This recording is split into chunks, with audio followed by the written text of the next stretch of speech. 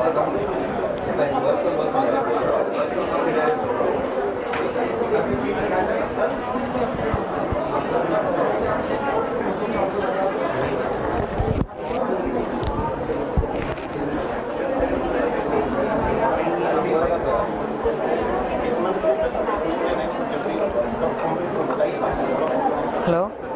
Hello, हाँ जी शरद, phone कर रहे थे आप? मैं बाहर हूँ 2 हफ्ते ना, तो आप एक का अच्छा, तो आपने बिल कैसे किया उसको? मतलब मेरे नाम पे किया है ना, वो आईवो क्लर पे नाम पे नहीं किया ना? हाँ, एक और दूसरा आपने वो क्या बोलते हैं, बिब्स बोले थे मैंने, वो बिब्स बोले थे मैंने। हाँ, पेशेंट बिब्स, हाँ 2 पैकेट, वो आईवो क्लर के नाम पे होगा। वो भिजवा, हाँ वो आईवो क्लर के नाम पे भेजना, ये ऑलरेडी भेज दिया आपने, ठीक है ना? ठीक, okay.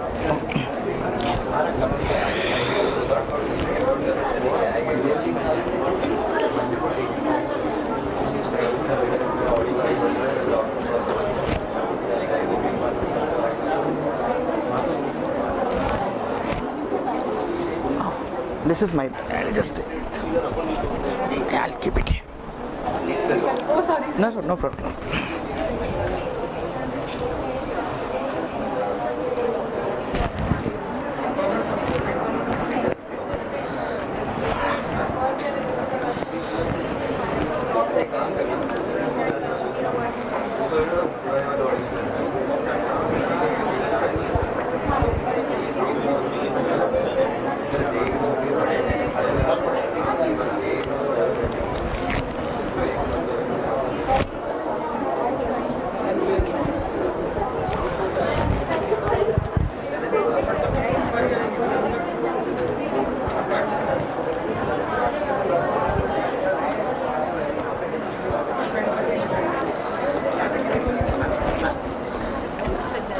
We'll just keep it on here, just on this table.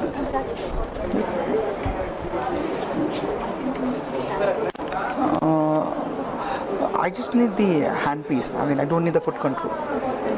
Not required. I need to run, yeah. अभी नहीं, बाद में कर सकते हैं, चेक कर सकते हैं. Okay.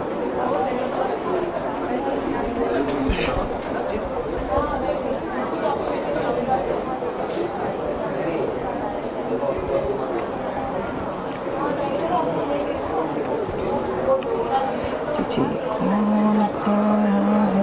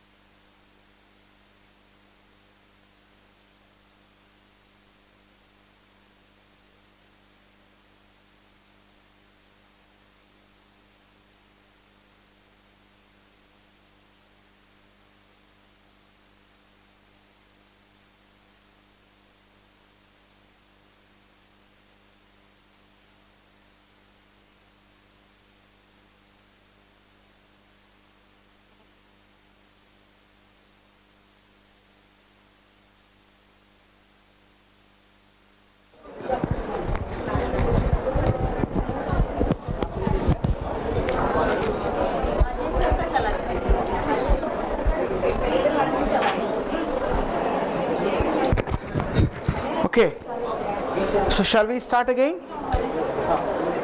Right? Perfect. So before going to the break, you saw nice wonderful videos of the build up, right? If you recall, how did we layer it with the concept of different shades, enamel, dentine and transparent. So I just want you to understand that video, recall that video again, and then go one by one. What was the first step that was done in the video? First step. What was that? No, first step. Beveling. What is the role of a bevel?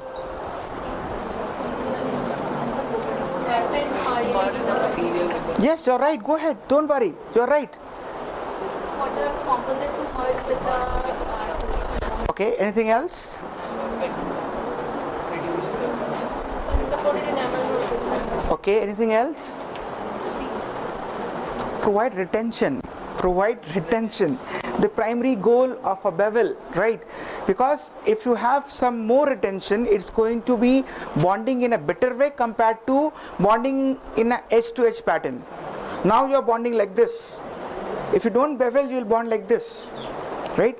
So idea is to provide more retention, remove unsupported enamel, or what he mentioned is also to merge the fractured line to the tooth substrate to enhance the aesthetics. So if I go one by one, right, so this is what we saw the first step. If you see on the screen, we can switch off these lights.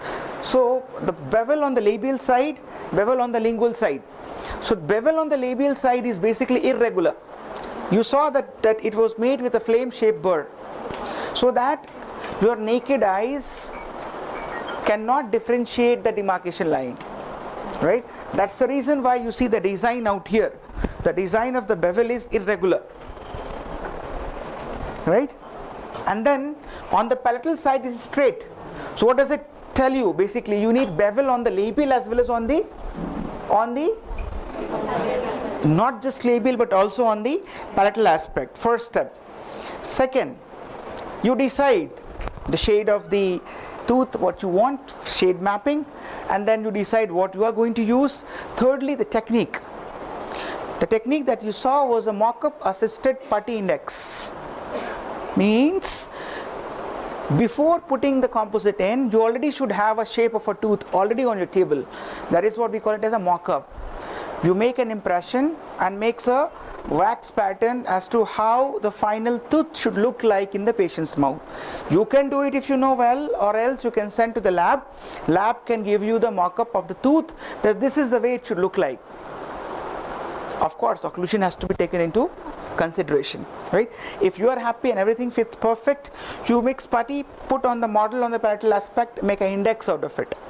The role of the index is to make the palatal extent or the palatal guide of the filling, so that you are not adjusting too much after it. You are cutting it, abrading it, so many things you have to adjust, right? So it saves time. So it is with the guide, you make that mock-up, transfer it into the patient's mouth with the putty index, right? The palatal wall, then the contact, then the core of the tooth, which is dentine, and then the topmost layer, which is enamel, right? That's how you build up, because tooth is like a sandwich.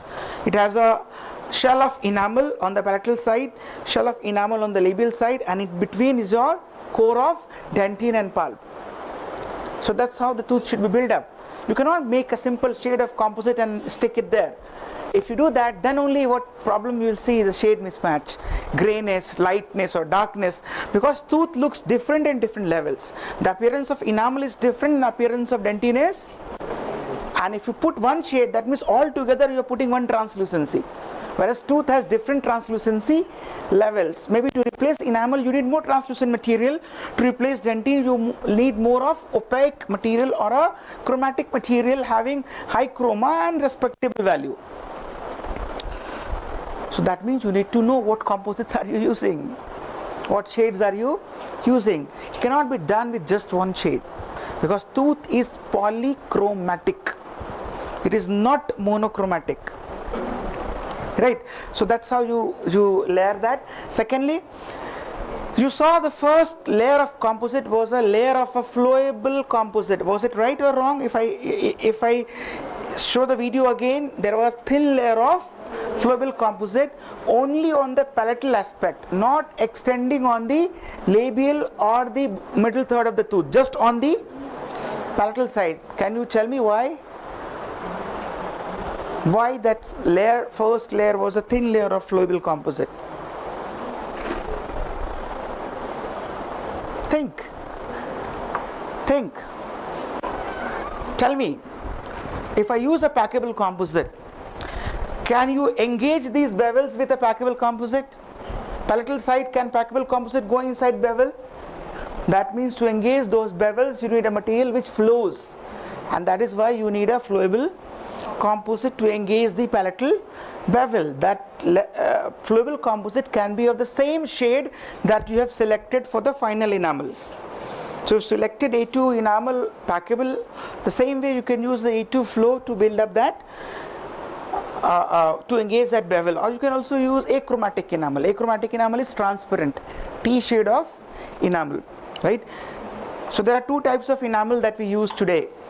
One is chromatic enamel, which we call it as A1, A2, A3, and one is called as achromatic enamel, which is T shade, does not have a chrome at all, something like this. If you look at here, your tooth looks like this.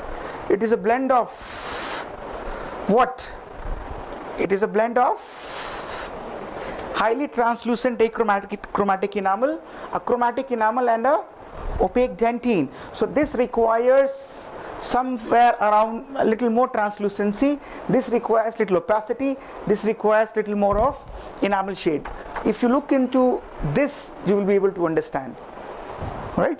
The tooth has these layers, and if you have a fracture from here, right, from this point, and you try to restore with one shade, what are you doing? You are changing all these layers with just one layer, one opacity, one translucency, and hence you see that fracture line visible in the patient's mouth. You see a grey restoration or opaque restoration not matching to the tooth because you are using only one shade. Okay, so perfect. Let me tell you, this was very boring for me in college. Very boring for me. I never understood this, frankly speaking. But now I say it is very important for you to understand the subject for shade matching. Very important. So it was described by an artist, Mansell. Background is such that Mansell did not contribute much to dentistry, but he was an artist. He said that any kind of object has color, and that color has three components. What are the components of color? Called as hue, value, and chroma. What is hue? Basic color of anything is called as hue. Red, black, blue, green, yellow. The basic color is hue. Value is the brightness of that color, brightness or darkness. And chroma is the amount of that color. Light green or dark green, saturation or intensity of that color is called as chroma. So look at the scale. The scale tells you aptly what I just mentioned. This circle of color represents hue. Hue of blue, blue, green, then you have green, yellow, yellow, red, red, purple, red, purple. So this represents what? Represents hue. This scale of brightness represents what? Represents what is chroma? Chroma is the amount of that purple blue from 0 to 12.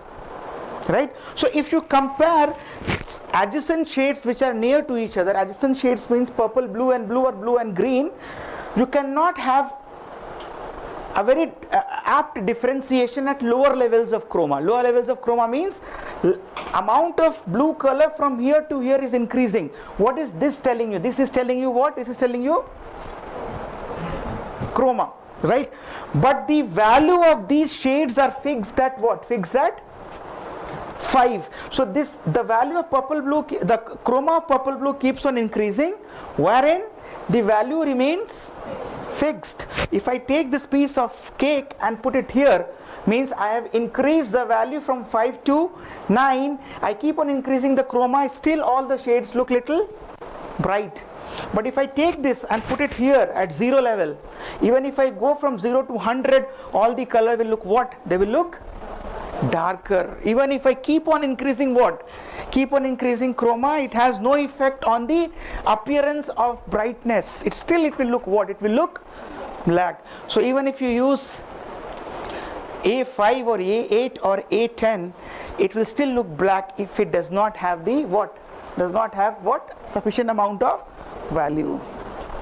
And your eyes or patient eye, out of all three, can actually see what? Can only see value, nothing else. What the patient complains, or you see, my tooth looks gray or bright, dull or light or bright, white or black. That's the only thing you see, or a patient's complaining. They cannot see chroma. Are you getting it? One more point, as I said, another point which I mentioned just now. If you want to compare two shades of chroma next to each other, near to each other, purple, blue and blue, if you compare at level 0, level 2, level 4, your eyes cannot differentiate. Chroma can be differentiated only at the higher levels. Higher levels means what? If you want to compare purple, blue at 12 and blue at 12, only then there will be a clear differentiation. At lower levels you can't. That is what happens in your shade mapping of the tooth. So how is this related to your natural tooth or the shade of your composites? Because humans have 4 types of hues, globally on this planet Earth, and those are labeled as A, B, C and D. So in a shade guide, A, B, C, D, or on a composite, what does it represent? It represents hue of a tooth and hue of composite, right? Wherein 1, 2, 3, 4 represents what? It represents chroma, right? So where is value then? Value comes from whether you are using A1 or A1 dentine, A1 or A2 dentine. That dentine part is going to have high amount of saturation, high chroma, as well as higher amount of brightness compared to just A1. Just A1 means enamel has low chroma, but then it also is lower in value when you compare to what? Dentine. Dentine has higher chroma and also it has more amount of value. So the problem is today you all the time keep on using enamel shade in the clinic and it turns out to be gray. It never turns out to be bright because it is lacking what? Lacking value. Are you getting the concept now? Right? So what do I usually have different ways of shade mapping or shade matching. We usually prefer to use the Vita shade guide, which most of the companies refer to while making the composites, which is this Vita shade guide that you have in here, this one, right? Can you see some pattern of arrangement? If you have a Vita shade guide and if it is not arranged like this, actually for me it is very difficult to map the shade. Do you see what is the pattern? Can you see out here? Can any students say something? What is the pattern? It is from lightness to darkness, highest value to lowest value, right? Shade guide, when you get it and it is arranged at A1, A2, B1, B2, C1, C2, D1, D2, your eyes cannot differentiate between values. You cannot match the shade, but here you can. Very simple technique. You know what? Subtractive or elimination rule of shade selection. How it is? You know what? If your tooth is lighter, let's suppose if some of the patients out here or some of the people out here has a lighter shade, your eye immediately will identify. What does your eye identify? It tells you that, oh come on, this D4 looks darker. You know, the moment your eye realizes that D4 looks darker, what is an advantage? All the shades after that is ruled out, gone. You don't have to look only. Right? There is no possibility that it can be after that. The moment if your eye identifies that C2 looks darker, don't look this side, just look, it's gone. Everything is ruled out. Then come to this side and your eye identifies that D2 looks lighter, my tooth is darker than this. What does it tell you? All the shades before, out. That means you are left with just this much to see, and your eye can do the same thing and find out what is the shade of a tooth. Right? It's very simple, you do it. Right? The moment you find out some shade, okay, it came out to be like A1, A2, whatever it is, then you decide upon the dentine shade and the enamel shade. Ideally, you should keep a darker dentine and a lighter dentine, right? 2 dentine shades and 2-3 enamel shades to mix and match and create the shade. Example, what I do is what I'm telling you. It may vary from person to person and from composite to composite. What I have seen in ideally in my tetric range of composites, if my shade from the patient turned out to be A2, okay, what do I use is, I take a darker dentine A3.5 and I cover it with A1 and I create what I create. You understand? Did you understand? If my shade turn out to be, I cover A3.5 dentine with A2 enamel and I create. You understand what I just said? The shade that you select, ideally, when you layer it polychromatically, there are high chances that you may not need it. You may need a darker and a lighter shade to combine it and bring that to that middle value. Understood this? Example, if I wish to create, let's say, B2 or A1, so what do? I cover A2 dentine with B1 enamel and I create shades here. So what are the shades required? Ideally only 5 shades I need. 5 shades. What are the 5 shades that you need practically? A2 dentine, A3.5 dentine, A1 or B1 enamel, A2 enamel and A3 enamel. That's it.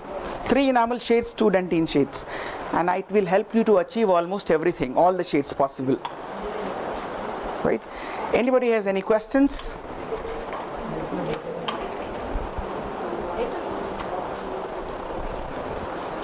Any questions? No questions.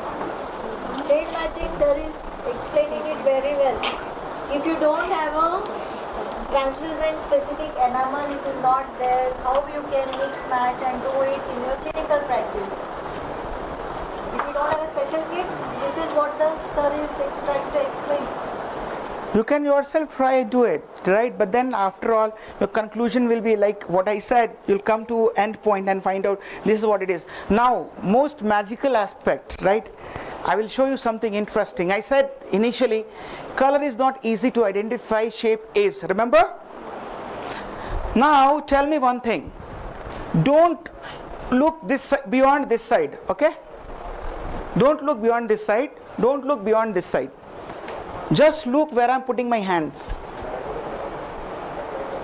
Can you and your eyes differentiate between 1, 2, 3 and 4?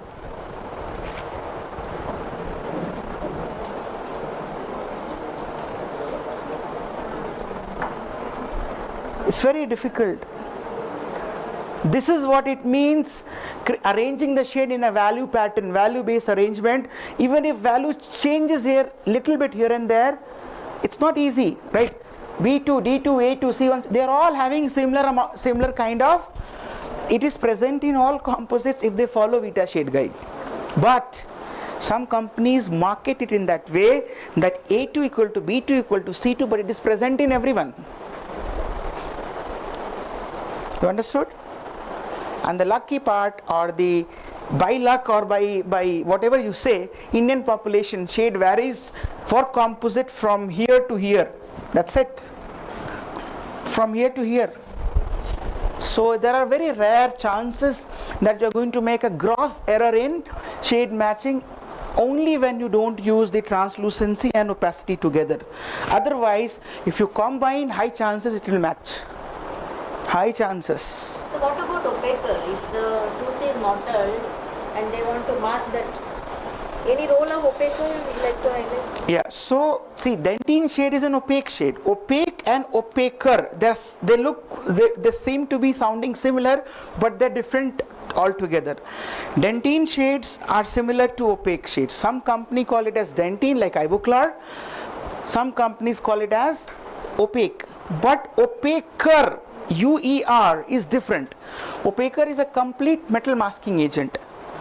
So that is used in very thin layers in very mottled tooth, when the tooth looks like a very dark pitch black kind of ND8 or ND9 stump. When you refer to the stump shade guide called as ND shade guide, and it falls under ND8, ND9 category, very dark.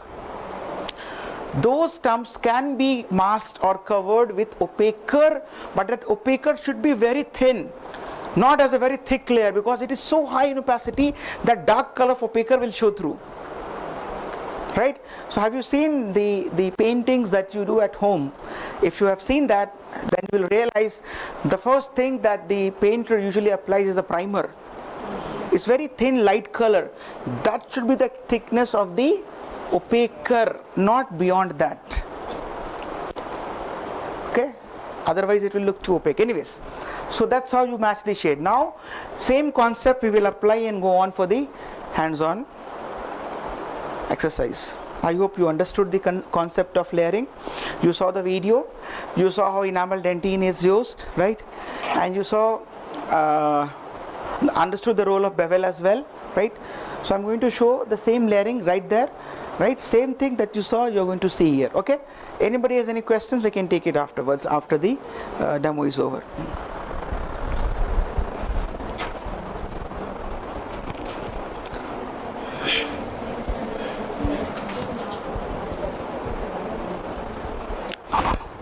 It's okay.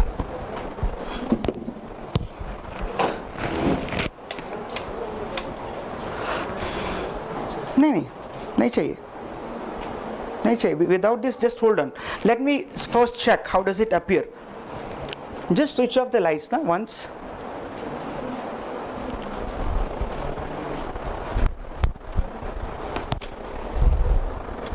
हाँ, एक minute. हाँ,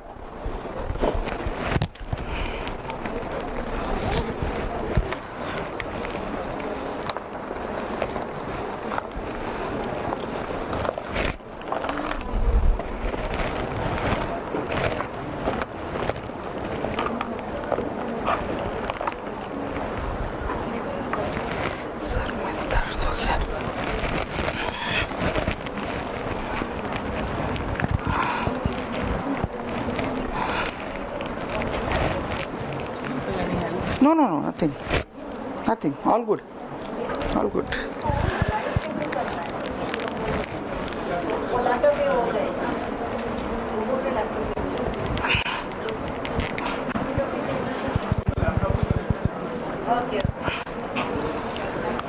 okay.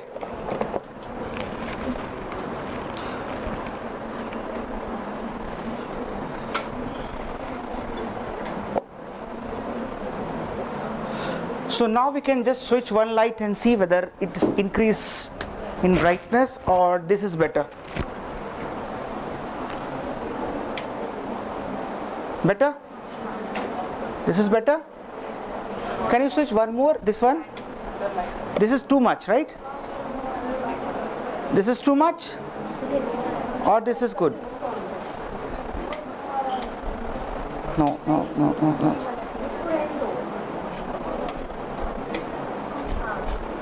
This is good?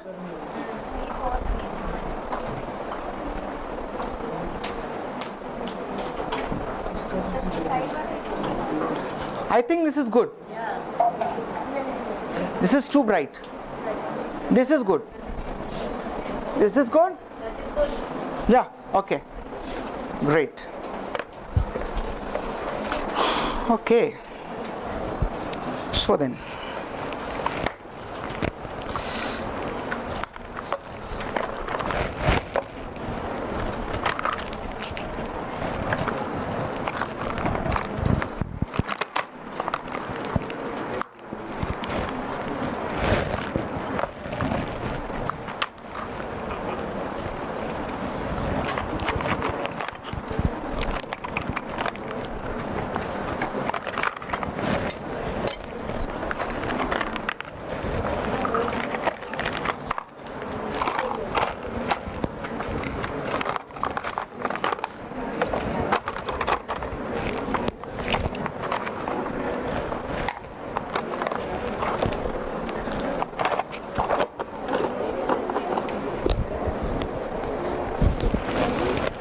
Okay, so what I'm going to use for the workshop today is this, the bonding agent, tetric N bond, universal, as I said.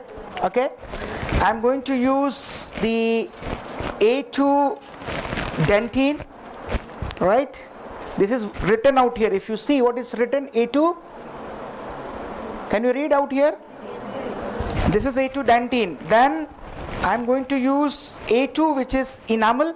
If nothing is written, that means it is enamel. Okay, nothing means enamel. I'm also going to use what? T shade. And I'm also going to use what? The flowable form of A2. Okay, so this is from the composite and the bonding perspective. Additionally, I would use these two instruments that you saw, right? This is anterior, this is posterior instrument. These are two separate instruments. So it has got a end which is pad, another end as a spatula, right? It is operosculp. Other one is operosculp NG, which has different pointed tips and the chisel shaped tips. It comes like this with pack of 60 tips, like this, the point, chisel and the ball. So I'm going to use this instrument as well, right? This is used for posterior as well as anterior. And this one comes with the disposable pads like this, 120 of them, right? So these two set of instruments with the pads. Okay, next I'm also going to use the polishing system, which is Dicom plus twist from Eve spiral wheels.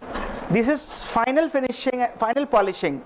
But before that, I'm going to finish with finishing burrs. Usually I carry the red diamond burr, because red diamond burr is something that helps you to reduce less compared to the blue burrs. So this is what I'm going to use, this one, for making some adjustments. TR number 13F from money. Okay, next I'm also going to use this burr, flame shaped burr, to create what? To create bevel. Okay, so that's all for. Okay, there are two more things which I missed, which I always put on my table when I do composite. One is my chip blower, okay, to dispose of what? Excess solvents. And I use the matrix system. In this case, I prefer using mylar strips, right? I can show you the technique of mylar pull, right, with mylar strips, right? Okay, and last but not the least, very important, very expensive equipment for your work, 10 rupees, plumber's tape, right? Okay, so this is what we need basically to complete it. So you should have your things ready on the table before you go for the work and go ahead. So now I keep everything aside and start doing whatever is required for my work.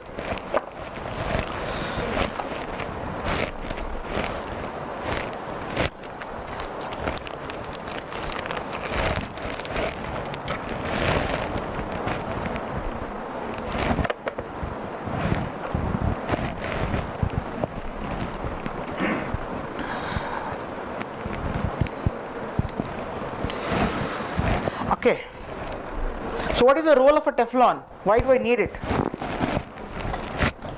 Teflon is needed for? Yes?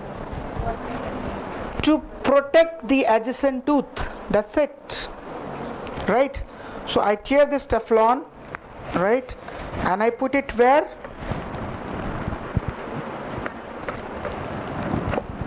I just protect the adjacent tooth. Okay, so that your bonding agents don't go there and you're not spoiling or causing damage to the adjacent tooth. Very easy to place and easy to remove. Okay, okay. First step, to create what? To create bevel. So I have a micromotor out here and I make use of the flame shaped burr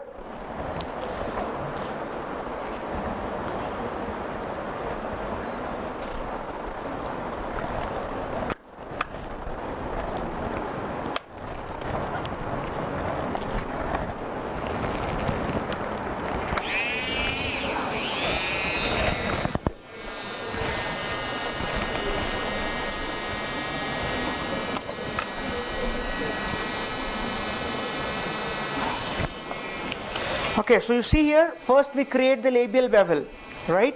Labial bevel.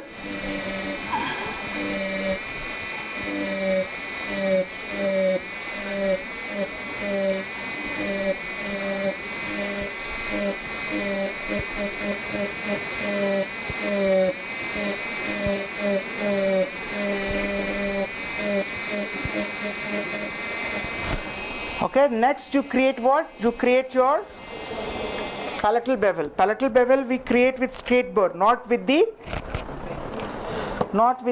flame shaped burr, because you don't see the tooth from the lingual side. You always visualize from the labial side. That is why you need to create irregular bevel. So let's remove this burr out. I am actually using a aerotor burr with a mandrel on a micromotor. So there is a converter attached to it at the bottom to convert an aerotor burr to a micromotor burr.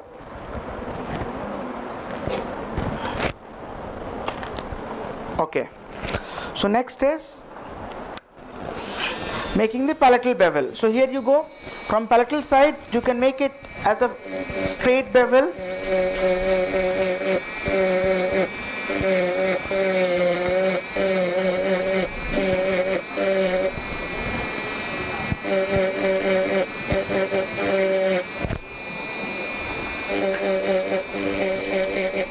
Okay, you can refine little bit from labial side.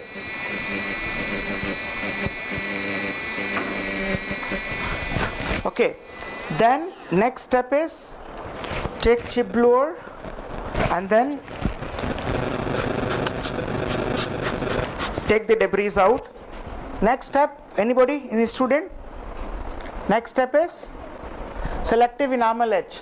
I don't want to spoil the table right out here, so you take that, you have already etched the tooth, right? But it is important, selective enamel etch. Then I take this Viva pen from Ivoclar and I click this button. You know the best part, the moment you click, there is a bonding agent on the tip. You see this light yellow color, right? So quick and fast, no wastage.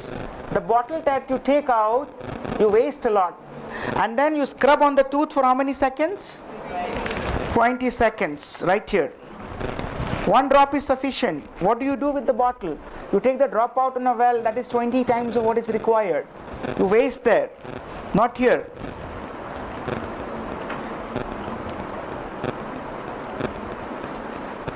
So if you remember the agitation, this is what I call agitation. And agitation is possible courtesy to the metal tip that you have. If you have a kind of applicated tip, it's not easy to agitate as good as this one. Okay, next, take a chip blower and dispose of all the excess solvents if there is any. You see the shine, right? So you should be disposing till the time there is no wave formation. If there is a wavy pattern formation, that you should be taking care and disposing the excess out.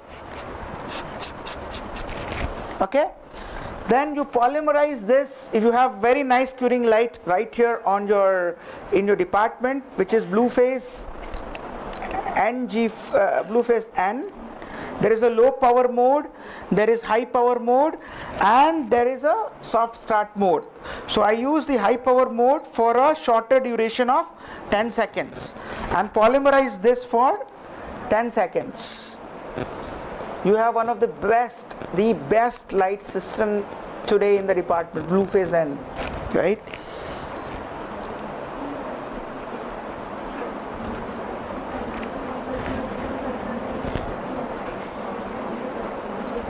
Perfect.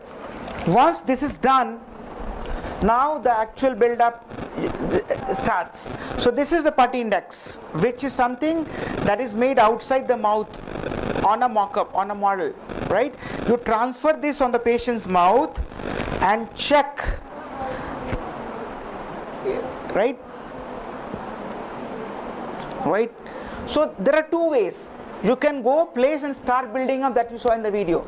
I do some tweak here, little different. What do I do is that I take any blunt instrument, like I have a spatula, a Optrosculpt spatula. I mark the fracture line like this. I mark the fracture line. Okay, Now you can see here, can you see? Can you see the fracture line? White line? And I build this fragment outside the mouth and bond it to the tooth with a flowable resin intraorally. What is an advantage? You are not struggling in the mouth, right? So now what I do is that I select the enamel shade of composite. I always have this dispensing well with this shield. You know what this shield is used for? Even if I keep this composite for 6 months also, this will not set. I show you right away here. Here already you have a composite out here, right? This was used almost 3 months ago when I had my last travel. You see here? Still it is soft, right? This is what it does. Okay, so I already have a dentine shade out here. I will not remove dentine shade again from my syringe. Rather, I will remove what? I will remove enamel shade. Okay, so this is my A2 enamel. Always have a habit of taking composite out on a well, or do not take composite by scooping out here. You are contaminating your syringe again and again. Okay, so my enamel shade.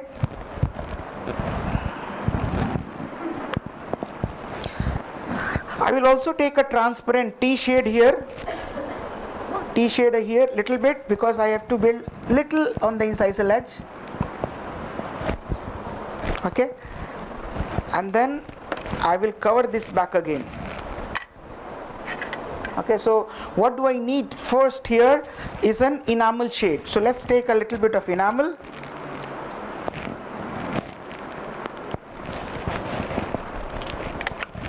And build that fracture line. Okay, is it visible to everybody? It is visible right here.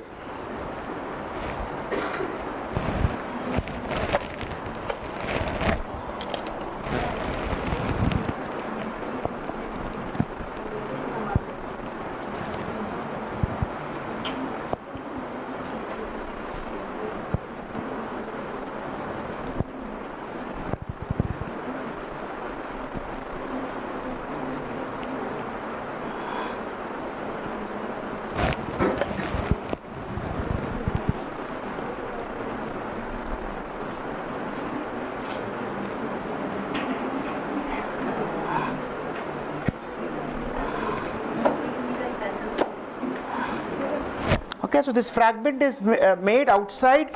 Now you go back into the patient's mouth again. Okay, you see out here, there is this line visible out here. So that line will be covered with what? This line that you see here will be covered with what? Will covered with a flowable composite here. Okay, so I will take the flowable composite and adapt it along the fracture line.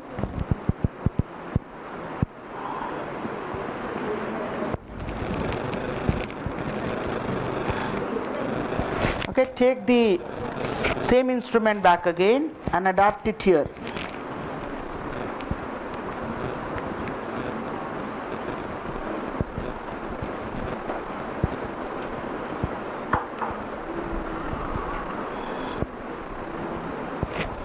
Right, now it is covered, all covered.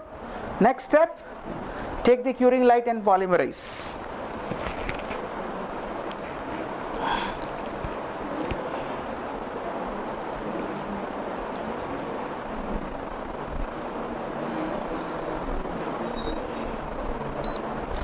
Take the index out. That's the only role of your putty index.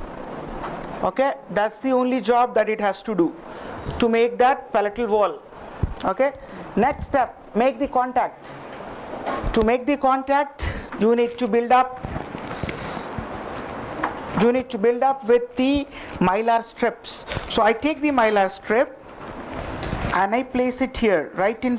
Okay, let me first create some space.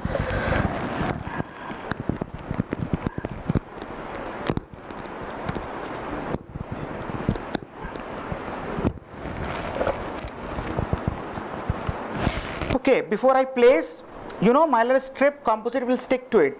So what should I do? What should I do? What should I do? Should take a bonding agent and scrub over it.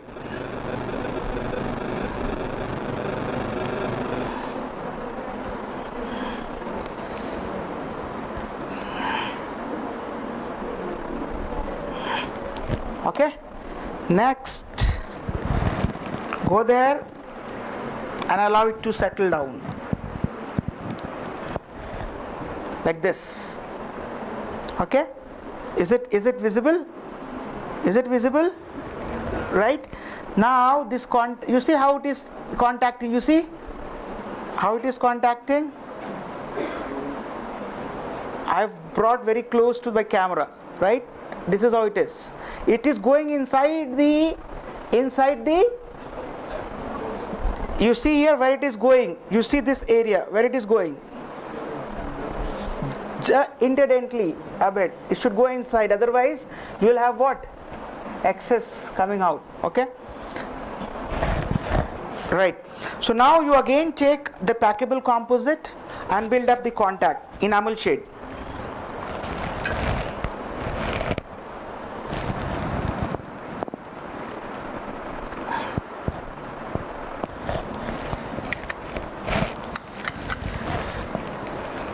Take the packable composite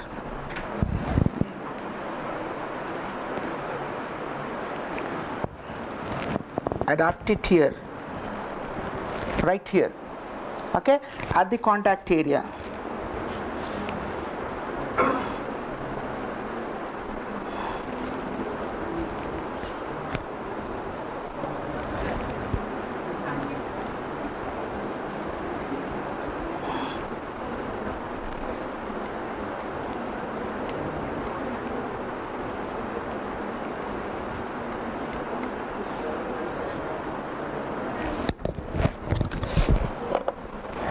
And then what we do is a technique. You know what? This is a technique called as mylar pull technique. What we call it as? Mylar pull technique. How to do it? You see this? Mylar pull technique is simple, very quick, very fast, and you just take it out. Right? So what it does, it basically creates a very smooth contact area, very smooth contact area. You can adjust a bit, little bit here, and then polymerize.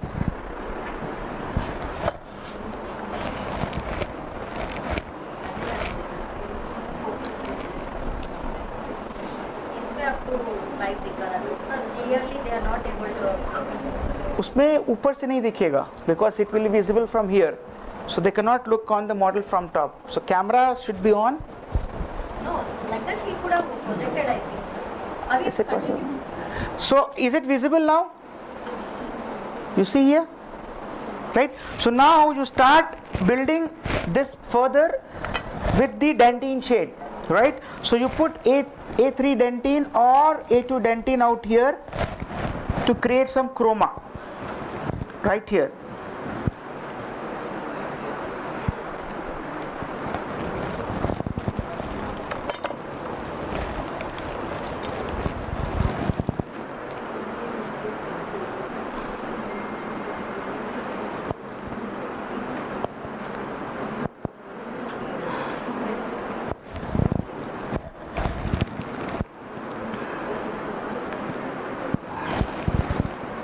Can create some mamelon like effect.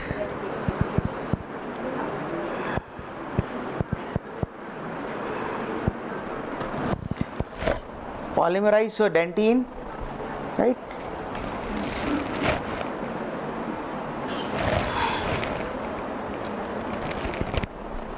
Then top it with final enamel. But then before that you have additional shade of T which can enhance the incisal edge.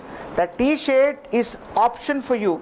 If you don't want the T shade, you can skip this step. But then I would like to show you a thin layer of transparent, how you can place it on incisal edge here.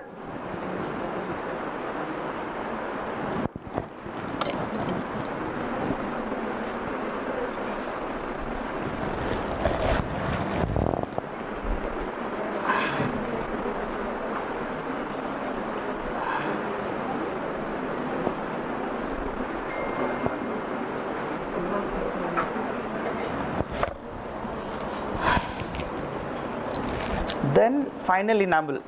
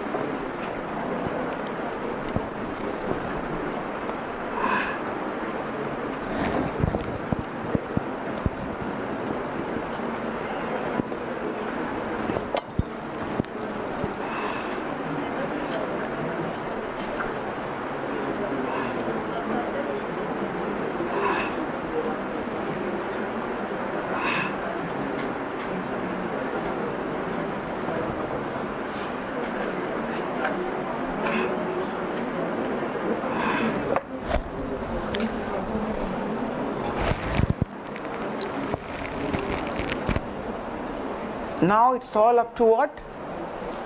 It's all up to whether it will look good or not. It's all up to what? It's all up to finishing and polishing, which is key to success of getting the best results. I have built up, but then now what you should do is that how I can get the best shine and the texture. Whatever excess that you have, you can remove or adjust with what? Adjust with the red diamond burr again, right here.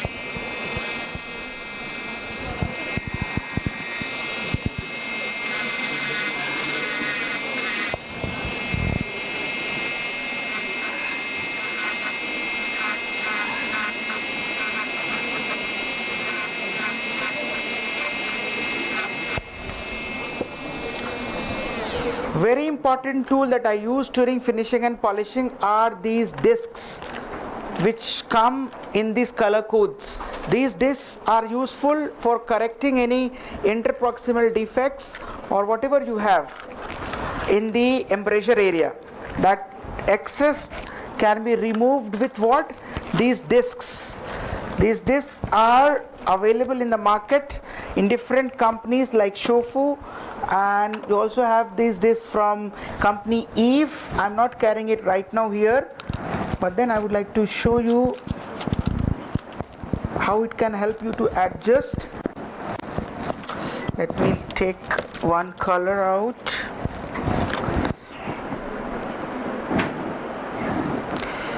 The coarse one. Okay, I guess this is the coarse one.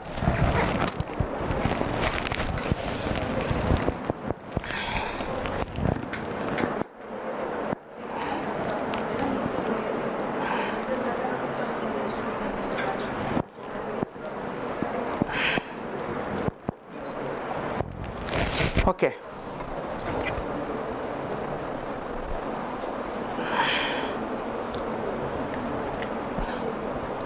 So finishing and polishing is always done at a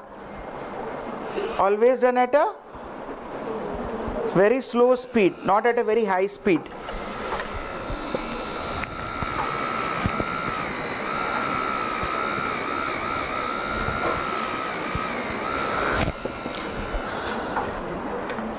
I guess these mandrels are almost on the verge of finishing.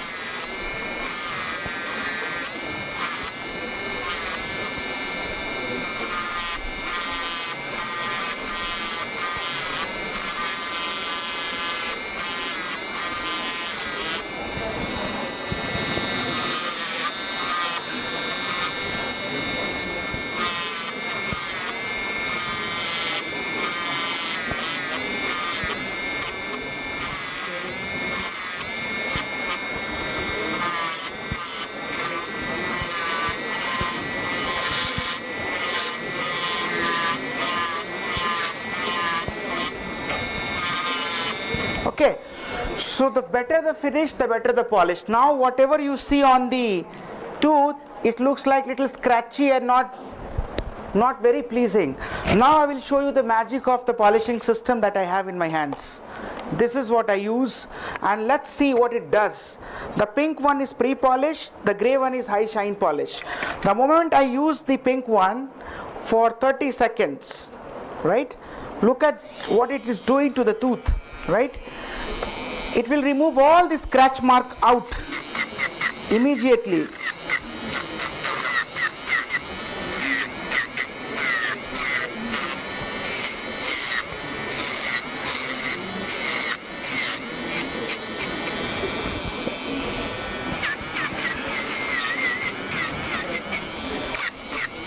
How many seconds? 30 seconds, huh?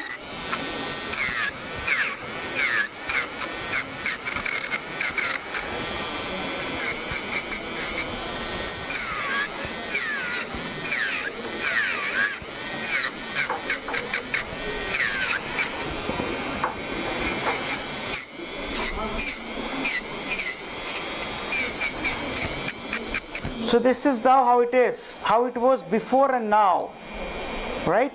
Next, what you should do next step is to use the gray one, high shine, right? Instantly you get a gloss within 10 seconds, a nicely polished composite.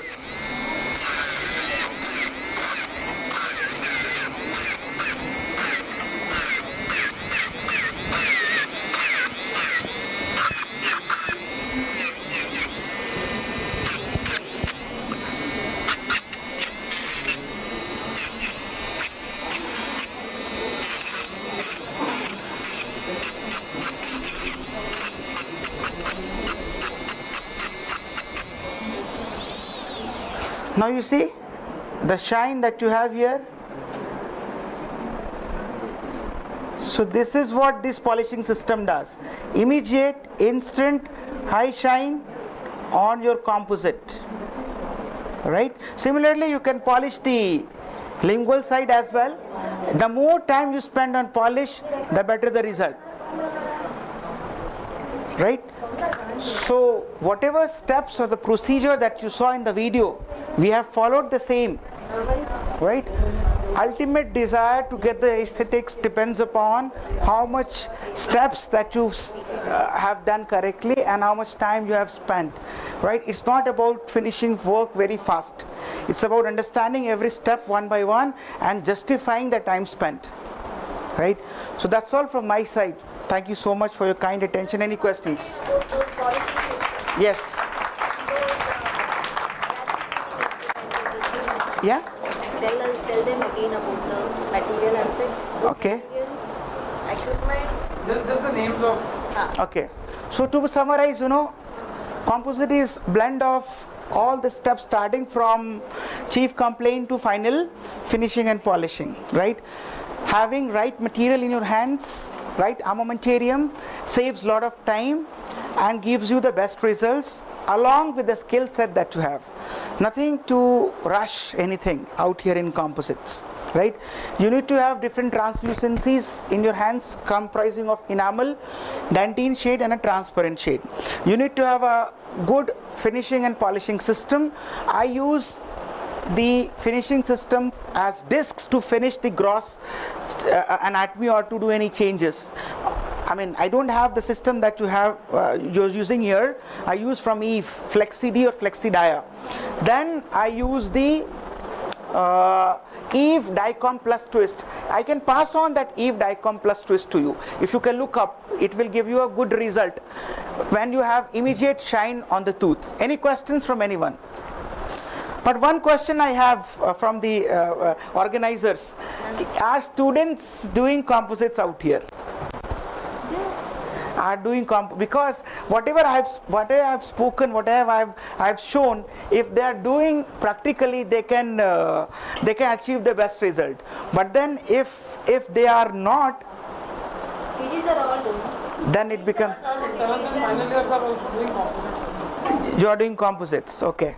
They are very master with class 1, class 2 cavities in the Class 1, class 2. So, see, what I do clinically, finishing and polishing, I spend almost like 20 minutes. I showed you the steps and the protocol. The more time you spend on finishing and polishing, the better the result. The more time it has to be done intraorally, the more time you spend for finishing, the better the results. It's all about finishing and polishing.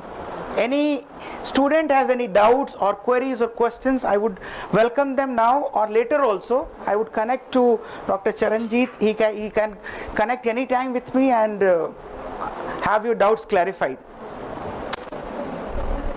Yes. Sir, if we are doing the composite, for example, we have taken the A2 shade guide for the enamel. Then at what level we have to choose the denting shade ये होना चाहिए? As I told you, if you arrange in a value-based arrangement, right? So a darker dentine and a lighter enamel will bring on to that midpoint. First of all, you need to arrange the shade guide in the value-based arrangement. So is there like a specific range what we should choose? So how do you decide how much lighter or how much of a darker shade? No, that's there, but as you said, I'll just show you. Give me this model. So if I show you here, to summarize, if you want to select the dentine shade is usually selected from the cervical area, right? Enamel shade is selected from the middle third. If you want to be very precise and very quick and you don't want to waste time, there's a technique called as composite button technique, right? You put shades of composite in the cervical area, click the picture, convert into grayscale, black and white mode. The one that matches nearest to the dentine becomes the dentine shade. If you want to select the enamel, choose the middle third. This model is from a typho based model, so I know on this model the darker dentine and the lighter enamel would work and I get the desired result. But in general, as I said, if I want to create a A2 shade of Ivoclar, I would choose a A3 dentine and cover A3 or A3.5, cover with A1 enamel. I would create a A2 kind of shade effect. which is the center point we are taking this shade. Suppose we have to make The shade guide is to select the final shade, right? Final shade of a tooth. To take that final shade, you select a darker dentine and a lighter enamel. Depending upon the thickness of enamel and dentine, you will come to know to use opaquer. So what is the most thing that you have it in your hands? ND shade guide. ND shade guide is a shade guide to measure the color of dentine or the stump, right? So anything ND 9, 8 and above, 7 and above, you need to apply an opaquer because you can't cover or mask with the dentine shade. Before that, you can manage with dentine. There is no trial and error. If enamel is darker, you need a opaque. I mean, if the mottleness is more darker, you need a opaque. Opaquer. If it is lighter shade, you can play with this type. Right, so stump shade guide. Note it down. What is required? Stump shade guide. Okay, anything else?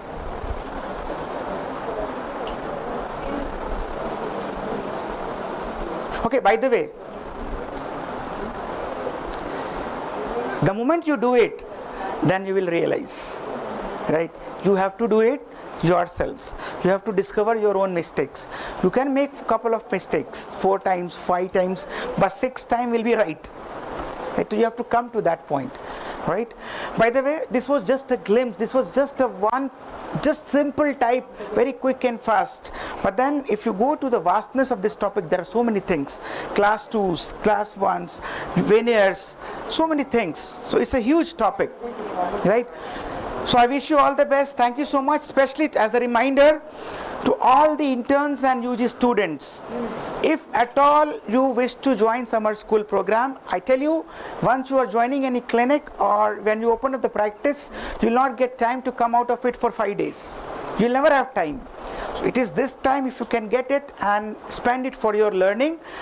It's a 5-day event. You get to learn so many things, not just anterior layering, posterior bulk fill, ceramic crown, veneer, onlay, inlay, digital scanning, impression, all those things. So it's a lifetime experience. So there are still 8 seats left.